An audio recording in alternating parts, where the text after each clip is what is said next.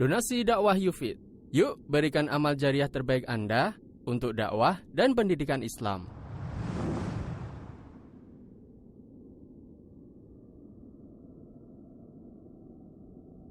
Bismillahirrahmanirrahim. Assalamualaikum warahmatullahi wabarakatuh. Alhamdulillahi rabbil alamin. Wabihi nasta'inu ala umuri dunya waddin. Wa sallallahu ala nabiyyina Muhammadin wa ala alihi wa sahbihi ajma'in. Amma ba'd. Kita panjatkan puja dan puji syukur kehadirat Allah Tabaraka wa Ta'ala pada kesempatan pagi menjelang siang yang berbahagia kali ini. Kita masih kembali diberi kekuatan, kesehatan, hidayah serta taufik dari Allah Jalla wa'ala, sehingga kita bisa kembali menghadiri pengajian rutin Senin pagi di Pondok Pesantren Tunas Ilmu di Desa Kedungulu Purbalingga ini. Kita berharap semoga Allah Subhanahu wa Ta'ala berkenan untuk melimpahkan kepada kita semuanya ilmu yang bermanfaat, sehingga bisa kita amalkan sebagai bekal untuk menghadap kepada Allah Jalla wa'ala. Amin. Salawat dan salam semoga senantiasa tercurahkan kepada junjungan kita Nabi besar Muhammad sallallahu alaihi wasallam, kepada keluarganya, sahabatnya, dan umatnya yang setia mengikuti tuntunannya hingga di akhir nanti. Para hadirin dan hadirat sekalian yang kami hormati dan juga segenap pendengar Radio Fika Insani 88.8 FM di Purbalingga, Purwokerto, Banjarnegara, Cilacap, Wonosobo, Kebumen, Banyumas dan sekitarnya. Para pendengar Radio Best FM di Solotigo dan sekitarnya, Radio Roja di Jakarta, di Bandung, di Lampung, di Berau, dan juga dimanapun Anda berada. Para pendengar radio kita di Cirebon dan sekitarnya, Radio Al-Hikmah di Banyuwangi dan sekitarnya, dan juga para pemirsa Roja TV dan Yufid TV yang semoga senantiasa dirahmati oleh Allah Azza wa Jalla. Alhamdulillah, kita masih kembali melanjutkan pembahasan tentang fikih doa dan zikir. Kali ini memasuki silsilah nomor 128 dengan tema Kita Butuh Allah. Kita butuh Allah. Salah satu hal yang mulia yang perlu kita hadirkan di dalam hati kita saat kita berdoa adalah perasaan butuh kepada Allah. Jadi ketika kita berdoa, dan sebenarnya bukan hanya ketika berdoa, kapanpun sebenarnya, akan tetapi saat kita berdoa meminta kepada Allah, maka kita perlu hadirkan di dalam hati kita perasaan bahwa kita butuh. Butuh kepada siapa? Kepada Allah. Makanya kita minta. Perasaan tidak butuh itu bisa menjangkiti seseorang manakala dia terkena penyakit sombong. Manakala dia terkena penyakit sombong. Dan memang realitanya, dan tidak bisa dipungkiri bahwa kita semua itu butuh Allah. Tidak mungkin kita itu bisa lepas dari ketergantungan kepada Allah walaupun cuma sekejap mata. Jadi bukan semenit, 2 menit, bukan sejam, 2 jam, sehari, 2 hari, bukan. Sekejap mata pun kita gak mungkin bisa lepas dari ketergantungan kepada Allah. Karena Allah yang menciptakan kita. Allah yang membuat kita bisa hidup di muka bumi. Allah yang membuat kita bisa eksis. Allah yang membuat kita bisa bernafas.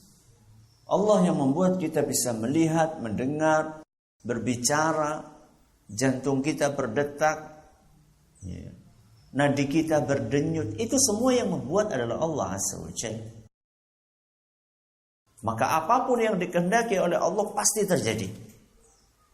Sebaliknya, apapun yang tidak dikehendaki oleh Allah, maka tidak mungkin terjadi. Kalau Allah sudah menentukan sesuatu, tidak ada yang bisa menolak. Di dalam Al-Quran, Allah Subhanahu wa ta'ala berfirman, "Ma yaftahillahu lin-nasi min rahmatin fala mumsika laha."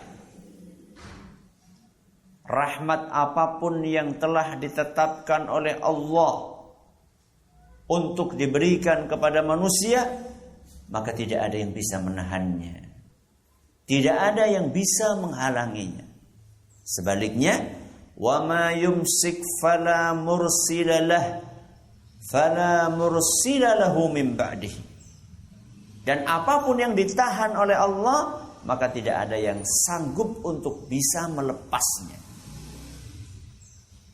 Wa huwal azizul hakim. Sesungguhnya Allah Maha Perkasa dan Maha Bijaksana. Al-Quran Surat Fatir ayat 2. Apa yang Allah akan berikan, tidak ada yang bisa menghalangi. Dan ini akan membuat kita hidup dengan nyaman. Ora gerusa gerusu.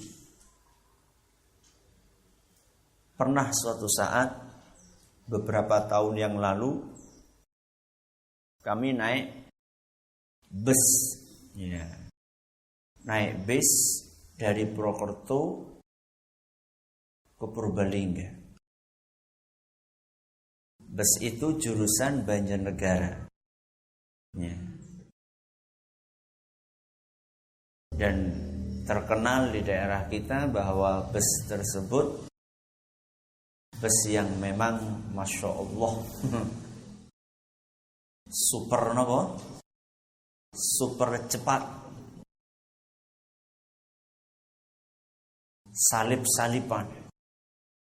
Salah satu hal yang saya perhatikan dari supir itu, tidak lepas dari HP.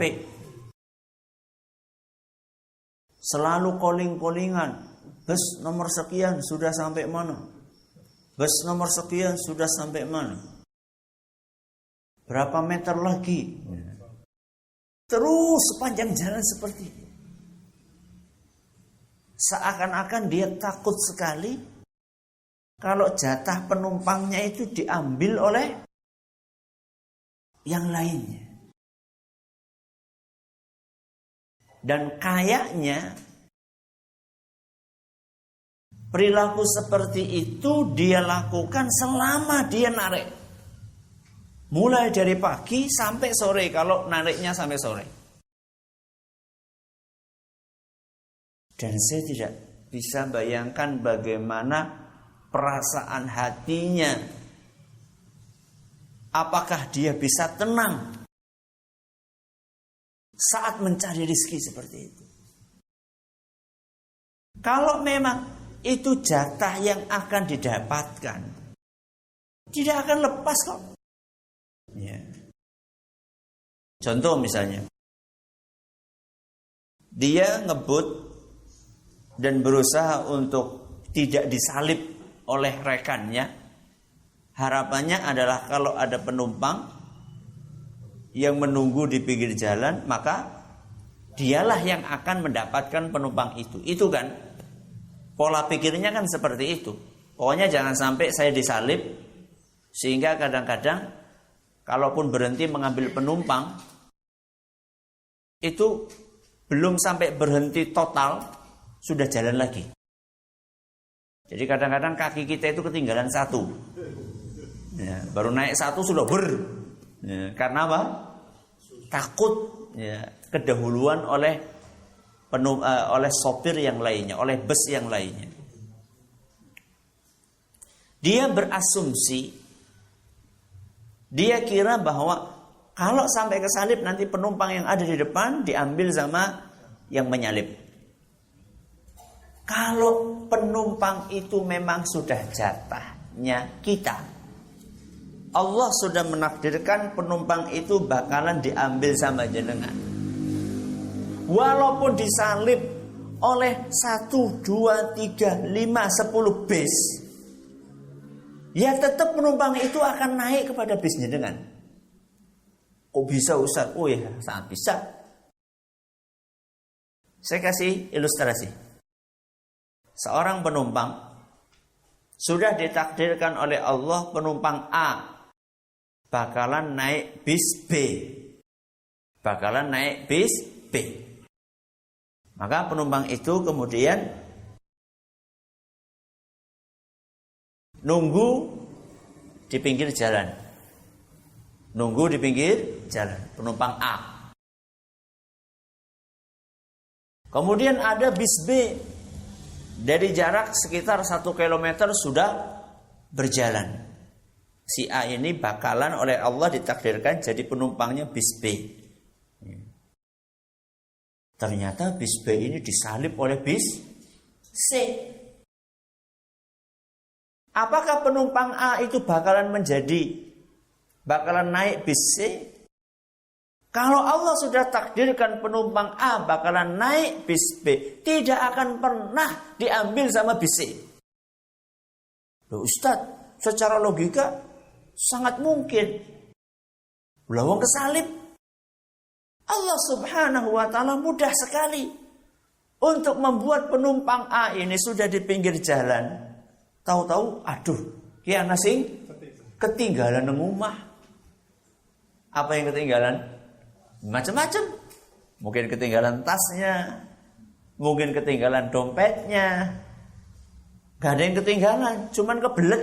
Mungkin sudah di pinggir jalan, kebelet, pengen ke kamar mandi, akhirnya pulang dulu. Nah, ketika bis C tadi lewat, penumpang A sudah gak ada di situ. Begitu dia selesai ke jalan dari rumah, datang bis B, ya memang sudah jatahnya. Allah subhanahu wa ta'ala berfirman, "Ma yaftahillahu lin-nasi min rahmatin fala mumsikalaha." Ketika Allah berkehendak untuk memberikan karunia kepada seseorang, maka tidak ada yang bisa menghalanginya. Tapi sebaliknya, seandainya Allah subhanahu wa ta'ala sudah berkehendak untuk tidak memberikan sesuatu kepada hambanya, maka tidak ada yang bisa memberikannya. Kalau memang sudah jatahnya tidak diterima, daftar ke sebuah perusahaan atau daftar ke sebuah kampus atau daftar jadi PNS, kalau memang sudah ditakdirkan oleh Allah tidak diterima, walaupun nyuap 50 juta, 100 juta, 200 juta, tidak akan diterima. Ya. Ini adalah penegasan dari Allah dalam surat apa tadi? Fatir ayat 2. Maka ini menunjukkan bahwa kita ini butuh kepada Allah. Agar bisa hidup kita butuh kepada Allah. Agar bisa bernafas, menghirup udara kita butuh kepada Allah. Ustaz, ini udara sudah ada. Hidung sudah ada. Masa masih tetap butuh Allah? Butuh Allah. Buktinya banyak orang yang udara ada di sekelilingnya. Hidung ada, tapi dia tidak bisa bernafas. Kenapa? Asma. Pilek, ya. Udara sudah ada di sekelilingnya. Hidung juga sudah ada, tapi dia tidak bisa karena Allah tidak berkehendak. Allah tidak menginginkan dia bisa bernafas.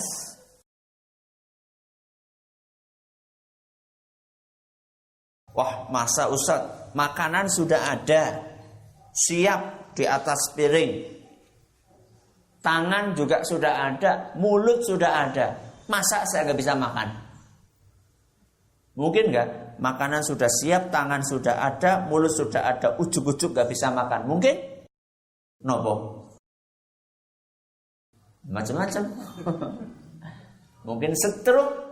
Ya, begitu ngambil nasi, ya Begitu ngambil nasi, mau diangkat, tahu-tahu tangannya gak bisa digerakkan. Dan ini kejadian sering, bukan 1-2. Masih tidak percaya bahwa kita butuh kepada Allah? Sedetik pun kita tidak akan bisa lepas dari ketergantungan kita kepada Allah Subhanahu wa ta'ala. Siapa yang akan memberi makan kita kalau bukan Allah? Siapa yang akan menyelamatkan kita dari musibah kalau bukan Allah?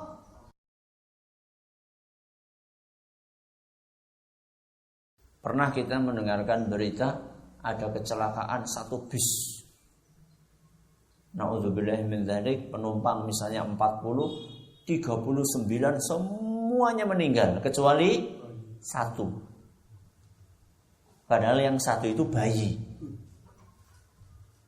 Siapa yang membuat 1 ini tidak meninggal? Padahal 39 penumpang yang bisa lari, yang bisa teriak, semuanya meninggal dunia. Malah bayi yang cuma bisa oek-oek, tidak bisa lari, malah itu yang masih hidup. Siapa yang bikin? Allah. Bukan karena bayi ini sakti, mandraguna otot kawat, balung besi, bukan. Di Indonesia kan seringnya seperti itu. Wah, kalau ada orang selamat dari apa? Dari sebuah kecelakaan, wah ini orang sakti, ngasuk umai, dikunjungi oleh banyak pasien, ujuk-ujuk minta obat, minta ini. Bukan, ini karena Allah Subhanahu wa ta'ala melindungi dia.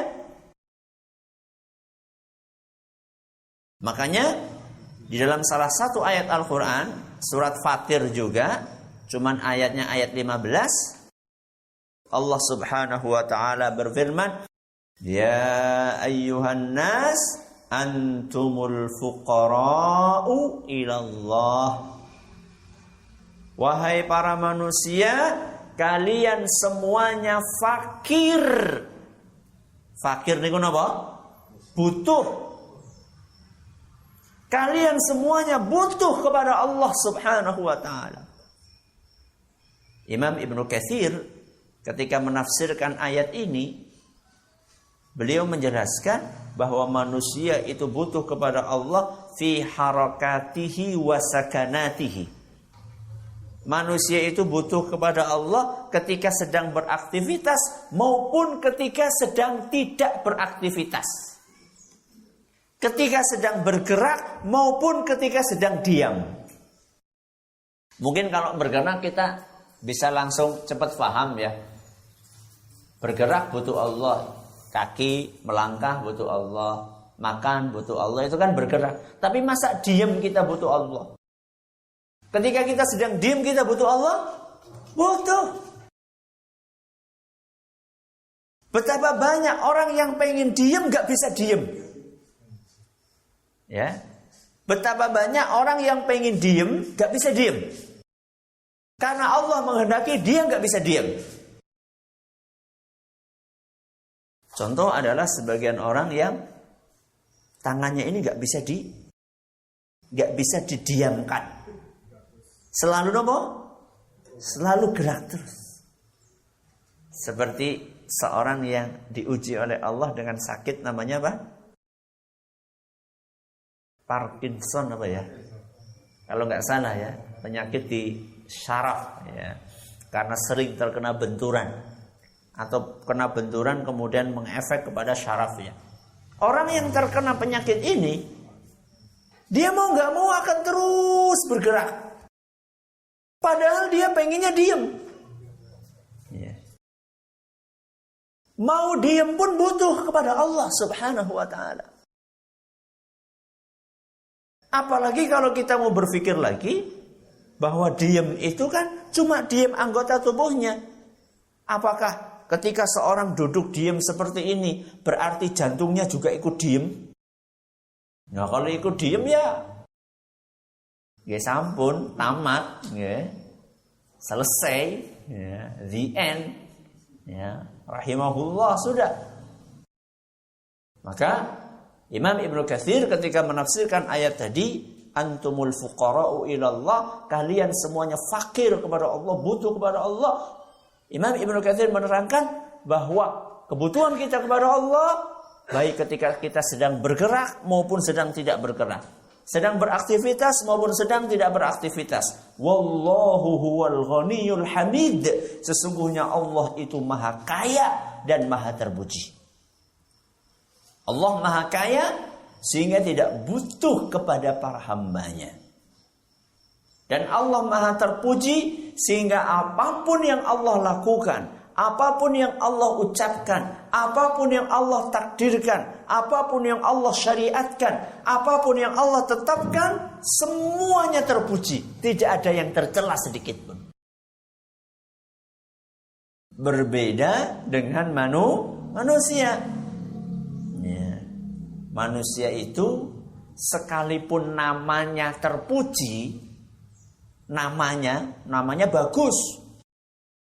Tapi ya wonten mawon namanya bagus tapi perilakunya tidak bagus. Wonten apa mboten? Wonten. Maling sing jenengane Islami wonten? Wonten. Koruptor sing namanya Masya Allah bagus banget wonten? Wonten. Ya. Antara perilaku dengan namanya itu tidak sinkron, ya, tidak sama.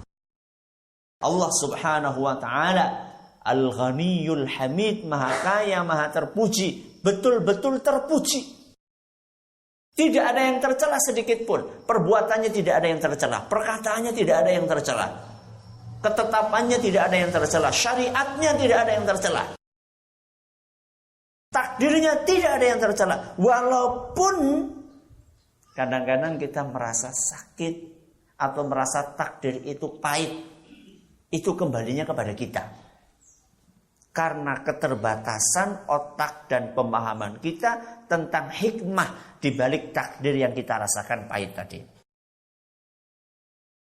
Di dalam hadis yang lain, hadis qudsi, Allah Subhanahu wa taala berfirman menjelaskan betapa butuhnya kita kepada Allah walaupun dalam hal sekecil apapun. Allah berfirman dalam hadis qudsi yang diriwayatkan oleh Imam Muslim, ya ibadi, wahai para hambaku, kullukum dhallun illa man hadaituhu. Wahai para hambaku, kalian semuanya tersesat kecuali yang aku beri hidayah. Fastahduni ahdikum, maka hendaklah kalian minta hidayah kepadaku, maka aku akan beri kalian hidayah. Jadi orang yang tidak tersesat adalah orang yang diberi hidayah. Makanya biasanya para ustadz, para kiai, para mubaligh, para khatib, para dai ketika mengawali ceramah atau khutbahnya, di antara potongan kalimat yang dia baca dalam muqaddimahnya adalah apa? May yahdihillahu fala mudhillalah, terus wa may yudlil fala hadiyalah. Apa artinya? May yahdihillahu fala mudhillalah. Siapa yang diberi hidayah oleh Allah, tidak akan ada yang bisa menyesatkannya. Wa may yudlil, dan siapapun yang Allah takdirkan sesat, fala hadiyalah, tidak ada yang bisa memberikan hidayah kepadanya. Makanya kita disuruh minta hidayah. Minimal dalam sehari kita baca minta hidayah dalam sholat kita 17 kali. Kapan? Ketika kita membaca ayat ihdinas siratal mustaqim, ya Allah, berilah petunjuk kepadaku ke jalan yang lurus. Allah melanjutkan firman-Nya, berarti ini kebutuhan terhadap hidayah. Ya ibadi kullukum ja'i'un, wahai para hambaku, kalian semua bakalan kelaparan. Illa man at'amtuhu, kecuali yang aku beri dia makanan. Fastat'imuni ut'imkum, maka hendaklah kalian wahai para hamba minta makan kepadaku, niscaya aku akan beri dia makan. Ini yang saya katakan tadi, sebagian orang merasa lah sudah terlalu pede. Ya, seakan-akan makanan sudah siap, tinggal makan bisa, belum tentu. Makanya sebelum makan kita suruh baca apa? Bismillah. Dengan menyebut nama Allah. Karena tanpa bantuan dari Allah kita nggak bisa makan. Makanya jangan lupa bapak-bapak, terutama yang mencari nafkah, jangan lupa untuk mengawali aktivitas baiknya dengan membaca apa? Bismillah. Arab jahit ya baca Bismillah. Arab macul ya baca Bismillah. Mau jualan ya baca Bismillah. Ya, apalagi coba? Mau ngajar baca apa? Bismillah. Mau kerja di kantor baca Bismillah. Ketika kita mencari nafkah, kita mencari makan, sejatinya kita sedang berusaha mendapatkan makanan itu dari Allah. Karena Allah yang memerintahkan kita melalui lisan Nabi-Nya SAW untuk bekerja, mencari nafkah, mencari makan. Dan kita tidak akan bisa mendapatkan itu tanpa bantuan dari Allah. Maka mintalah kepada Allah. Ini masalah makanan. Yang pertama tadi masalah hidayah, yang kedua masalah makanan. Yang ketiga, ya ibadi kullukum 'arin. Wahai para hambaku, kalian semuanya nun sewu, telanjang. Telanjang itu enggak pakai baju. Illa man kasautuhu, kecuali yang aku beri dia pakaian, fastaksuni aksukum. Maka hendaklah kalian minta pakaian kepadaku, niscaya aku akan beri dia pakaian. Baiklah, bibe. Ya. Baju saja kita disuruh minta sama Allah. Ya. Karena Allah yang memberikan itu semuanya. Tidak ada satupun yang kita pakai, yang kita nikmati, yang kita rasakan di muka bumi ini, melainkan semuanya itu karunia dan pemberian dari Allah Subhanahu wa ta'ala. Yang pertama hidayah, yang kedua makanan, yang ketiga apa bau? Pakaian. Yang keempat, ya ibadi innakum tukhti'una bil-laili wan-nahar. Wahai para hambaku, sesungguhnya kalian berbuat salah siang dan malam, berbuat dosa siang dan malam. Wa ana aghfirudz dzunuba jami'a, dan aku berkenan untuk mengampuni semua dosa. Fastaghfiruni aghfir lakum. Maka hendaklah kalian memohon ampun, beristighfar, niscaya aku akan ampuni kalian. Ini yang keempat, Allah membuka ampunannya, pintu ampunannya siang dan malam. Kita mau melakukan perbuatan dosa di siang hari, minta ampun di siang hari juga, Allah akan terima. Kita berbuat dosa di siang hari, minta ampun di malam harinya, akan diterima oleh Allah. Atau sebaliknya, kita berbuat dosa di malam hari, lalu kita minta ampun di malam harinya, diampuni oleh Allah. Atau bahkan kita minta ampun di siang harinya, akan diampuni sama Allah. Allah akan terus menunggu hambanya untuk minta ampun. Kapan permohonan ampun itu ditolak?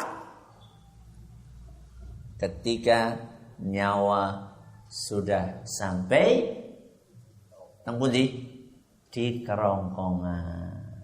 Maka sebelum nyawa sampai ke kerongkongan, cepat-cepatlah beristighfar, memohon ampun kepada Allah dari dosa-dosa yang kita kerjakan. Inti pengajian kita pada pagi hari ini, kita semua butuh kepada Allah. Mudah-mudahan bermanfaat. Wallahu ta'ala a'la wa a'lam. Silakan kalau ada yang mau bertanya bisa disampaikan. Baik Ustaz, terima kasih. Jazakumullah khairan. Insya Allah kita akan bacakan beberapa pertanyaan yang sudah masuk di meja redaksi kami. Yang pertama kami akan bacakan dari hamba Allah. Assalamualaikum Ustaz. Waalaikumsalam warahmatullahi wabarakatuh. Ustaz, bolehkah kita mengajak teman-teman ke rumah untuk mendoakan orang yang sudah meninggal akan tapi tidak ditentukan waktunya Ustaz? Mohon nasihatnya Ustaz. Jazakallahu khairan. Siapapun boleh mendoakan, ya, tanpa kita mengajak orang lain ke rumah kita di dalam sholat, ya, di dalam apa? Sholat.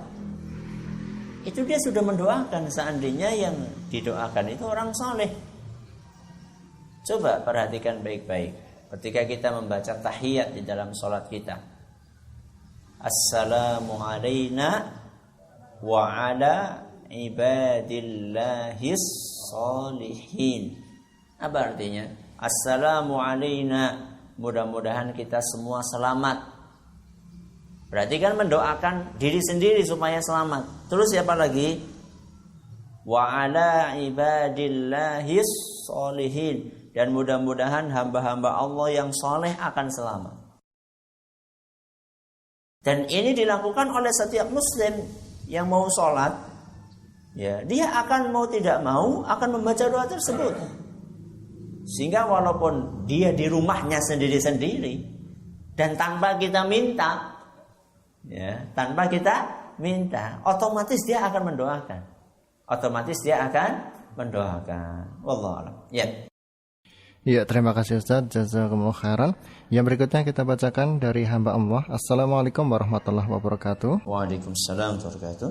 Ustaz, bagaimana caranya memahami Allah Subhanahu wa taala? Barakallahu fiik. Bagaimana caranya memahami Allah? Mungkin maksudnya mengenal Allah mungkin, ya.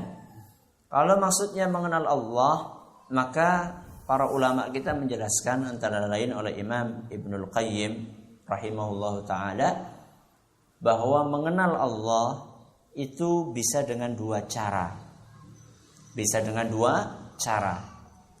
Cara yang pertama adalah dengan membaca ayat-ayat Al-Quran. Dengan membaca ayat-ayat Al-Quran. Karena di dalam Al-Quran Allah subhanahu wa ta'ala banyak menceritakan tentang dirinya. Jadi Allah cerita dia itu siapa, mengenalkan dirinya. Itu banyak di dalam ayat Al-Quran. Kapan Ustaz? Yaitu ketika Allah menyebutkan Asmaul Husna, Al-Aziz, Al-Hakim, Ar-Rahman, Ar-Rahim, Al-Malik, Al-Quddus, As-Sami', Al-Basir. Makanya jangan kaget kalau setiap lembar, setiap halaman Al-Quran itu pasti di dalamnya ada Asmaul Husna. Mau 1, mau 2, mau 10 bahkan. Ya, Anda kalau tidak percaya nanti pulang buka Al-Quran, buka mushaf Al-Quran. Di halaman berapapun, dari awal sampai akhir Anda akan temukan ada di dalam halaman itu, mau di depan, mau di belakang, mau di tengah, ada di dalamnya Asmaul Husna. Mau 1, mau 2 atau lebih, bahkan sampai 10 bisa. Itulah salah satu cara Allah menceritakan dirinya. Kalau kalian pengen kenal aku siapa, silahkan baca Al-Quran. Ya. Ini yang pertama. Yang kedua, cara mengenal Allah, kata para ulama kita, dengan merenungi ciptaan-ciptaannya. Dengan merenungi ciptaan-ciptaannya. Dengan melihat betapa kokohnya langit. Ketika kita mengetahui kokohnya langit ini, apalagi yang menciptakannya jauh lebih kokoh. Ketika kita melihat indahnya pemandangan, maka kita akan yakin bahwa yang membuat pemandangan ini lebih indah lagi. Ya. Saya kupas hal itu dalam buku yang kami tulis, judulnya Tak Kenal Maka Tak Sayang. Ya, dalam sebuah buku judulnya Tak Kenal Maka Tak Sayang, cara mudah dan ilmiah mengenal Allah atau bagaimana gitu. Pokoknya judul utamanya adalah Tak Kenal Maka Tak Sayang. Mudah-mudahan bisa disimak di buku tersebut. Ya. Ya, terima kasih Ustaz, jazakumullah khairan. Ya, berikutnya kita akan dengarkan pertanyaan yang masuk ke Radio Roja. Untuk Radio Roja kami persilahkan. Na'am, barakallahu fiik wa jazakallahu khairan. Terima kasih atas kesempatan yang diberikan kepada kami. Pertanyaan pertama dari Abdullah di Cilengsi Bogor yang bertanya, Ustadz, untuk mengenal Allah kita perlu mempelajari Al-Quran. Akan tetapi pada saat kita membaca ayat-ayat Al-Quran, banyak hal yang tidak bisa kita nalarkan dengan apa yang kita miliki. Misalnya kita memahami tangan Allah, Allah tersenyum, kemudian hal-hal yang lain padahal dijelaskan seperti kontradiksi bahwa Allah tidak sama seperti makhluknya. Ketika kita membaca Allah punya tangan, berarti pikiran kita yang muncul adalah seperti tangan manusia atau makhluknya. Bagaimanakah cara yang benar dalam memahami hal ini? Silakan Ustaz. Pertama, belajar Al-Quran itu perlu pakai guru. Perlu di bawah bimbingan seorang guru. Dan gurunya adalah guru yang betul-betul berkompeten di bidangnya. Jadi Al-Quran itu ada makna letterleknya, ya, ada kajian tafsirnya yang lebih luas. Untuk langkah pertama, mungkin kita bisa membaca terjemahan. Dan tadi yang dikatakan di dalam Al-Quran, ada beberapa ayat yang membuat kita mungkin tidak segera paham, itu nggak banyak. Ya, rata-rata ayat Al-Quran, ya, mayoritas ayat Al-Quran bisa difahami. Hanya sebagian ayat-ayat yang mungkin, ya, sulit difahami kecuali oleh orang-orang yang berilmu, para ulama. Sehingga adanya sedikit ayat yang sulit difahami oleh sebagian kalangan tidak membuat lantas kita mundur, tidak membaca mayoritas ayat-ayat Al-Quran. Maka kami anjurkan kepada diri kami pribadi dan juga kepada jamaah sekalian, kalau ingin mengetahui isi Al-Quran, langkah pertama membaca terjemahannya. Membaca apa? Terjemahan. Nanti naik ke level berikutnya, membaca tafsir ringkas. Membaca tafsir ringkas. Ya, ada penjabaran lebih luas sedikit dari sekedar terjemahan. Dan kami anjurkan Anda untuk mengambil atau membaca tafsir, judulnya Tafsir Muyassar. Napa? Tafsir Muyassar. Muyassar niku artinya gampang, mudah. Tafsir yang mudah. Itu saya lihat terjemahannya 2 jilid. Ya. Ada 2 jilid, lumayan agak tebal. Selesai ini Anda bisa naik tafsir yang lebih luas lagi. Kami anjurkan untuk membaca tafsir As-Sa'di. Nama? Tafsir As-Sa'di. Ini saya lihat terjemahannya sekitar 4 jilid. Jadi level-levelan. Ya, jadi jangan ujuk-ujuk langsung ngomong yang sulit-sulit. Nah, baru setelah itu mau ngambil tafsir Ibnu Katsir boleh, ya, itu sekitar 5 jilid atau 6 jilid tergantung cetakannya, ya. Jadi mau belajar pun ada tahapannya. Nah, untuk menjawab pertanyaan tadi, membaca beberapa ayat-ayat Al-Quran yang mungkin menyebutkan beberapa sifat-sifat Allah Subhanahu wa Ta'ala, seperti yang tadi ditanyakan tangan atau yang serupa, maka kita katakan pertama, Allah berfirman di dalam Al-Quran, laisa kamitslihi syai'un. Tidak ada yang serupa dengan Allah. Wa huwas sami'ul basir, dan Allah itu maha mendengar dan juga maha melihat. Maka begitu kita membaca sifat-sifat Allah, kita harus yakin betul bahwa sifat-sifat tersebut apa adanya. Apa adanya itu bukan seperti sifatnya manusia. Tapi apa adanya itu adalah sempurna sesuai dengan kemahaagungan Allah. Jadi ketika kita mendengar Allah menyebutkan dirinya punya nama As-Sami Al-Basir, Maha mendengar, Maha melihat. Maka kita harus meyakini bahwa Allah Maha mendengar, Maha melihat. Dan pendengaran penglihatan Allah tidak akan mungkin sama dengan pendengaran dan penglihatan manusia. Itu harus dibuang. Perasaan-perasaan bahwa Allah melihat kayak manusia, mendengar kayak manusia, ini harus dibuang. Ya. Maka begitu pula ketika kita berbicara tentang tangan Allah, wajah Allah, dan seterusnya.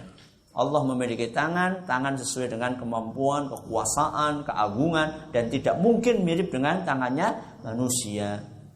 Wajah juga seperti itu, dan seterusnya. Dan tentunya sekali lagi perlu pakai guru. Ya, jadi belajar Al-Qur'an atau belajar ilmu apa saja. Ya, belajar ilmu apa saja. Bahkan ilmu-ilmu duniawi pun juga perlu guru. Ya. Tidak cukup sekedar membaca. Bahkan ada sebagian ulama mengatakan man kana syaikhuhu kitabah kana khata'uhu aktsara min sawabihi. Barang siapa yang gurunya itu buku. Barang siapa yang gurunya buku, maka lebih banyak salahnya daripada benernya. Berarti nggak perlu baca buku, perlu. Tapi di bawah bimbingan guru. Ya. Coba sekarang ada nggak dokter nih jadi dokter modalnya cuma baca buku, ada? Nggak ada. Pasti dia kuliah, berguru. Ya. Itu seperti itu, perlu ada bimbingan. Mudah-mudahan bermanfaat. Satu pertanyaan lagi. Bagaimana caranya supaya kita menghilangkan perasaan di dalam hati kita bahwa Allah ini butuh dengan sholat kita? Di antaranya adalah dengan membaca hadis-hadis, ayat-ayat yang menerangkan tentang kemahakuasaan Allah.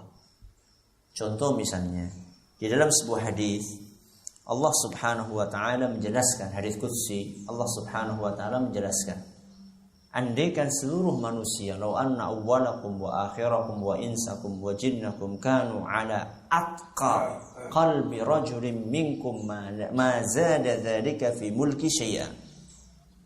Seandainya manusia dari awal sampai akhir, termasuk bangsa jin dari awal sampai akhir, semuanya menjadi manusia yang paling taat, yang paling patuh. Semuanya taat beribadah kepada Allah. Semuanya tanpa terkecuali. Seandainya sampai itu terjadi, kata Allah apa?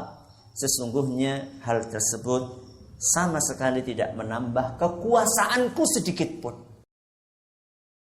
Jadi kekuasaan Allah itu tidak terpengaruh kepada ketaatan atau tidak ketaatan kita. Jadi kalau kita tidak taat terus Allah rugi, kekuasaannya berkurang, tidak. Dan ini jauh berbeda dengan manusia.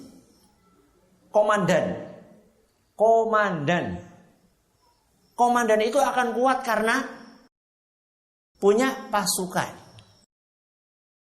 Pasukannya 100, 200, 400. Kalau pasukannya semuanya pergi, bagaimana? Gak punya kekuatan. Berarti kan kekuatannya tergantung kepada kepatuhan prajuritnya. Allah tuh gak seperti itu. Kita mau sholat, kita gak sholat. Kita puasa, kita gak puasa. Itu gak ngefek kepada kekuasaan Allah. Makanya dalam Al-Quran apa? Wa may yashkur fa innama yashkuru li nafsihi. Barang siapa bersyukur, maka manfaatnya akan dia petik sendiri. Jadi bukan karena Allah butuh syukur, enggak. Jenengan enggak syukur enggak apa-apa. Allah tuh enggak akan rugi. Yang rugi adalah kita sendiri. Jadi salah satu caranya adalah dengan membaca, merenungi hadis-hadis yang seperti ini dan yang semisal. Mudah-mudahan bermanfaat buat kita semuanya. Terima kasih atas perhatiannya, mohon atas segala kurangannya. Mari kita tutup dengan membaca subhanakallahumma bihamdika asyhadu an la ilaha illa anta astaghfiruka wa atubu ilaik. Assalamualaikum warahmatullahi wabarakatuh. Donasi dakwah Yufid Yuk berikan amal jariah terbaik Anda untuk dakwah dan pendidikan Islam.